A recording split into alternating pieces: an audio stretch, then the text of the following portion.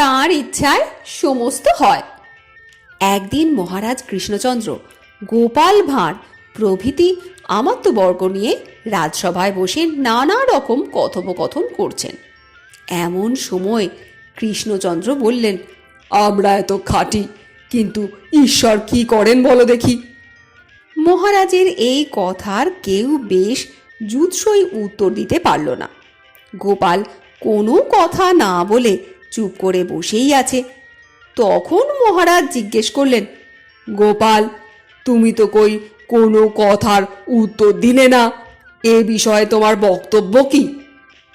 তখন গোপাল আর স্থির থাকতে পারলে না।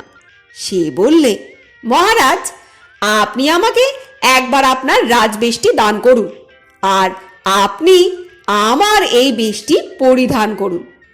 তারপর আমি আপনার প্রশ্নের উত্তর দিতে সক্ষম হব। মহারাজ কৃষ্ণচন্দ্র তখনই রাজবেশ উন্মোচন করে গোপালকে দিলেন এবং গোপালের পোশাকটি নিজে পরিধান করলেন।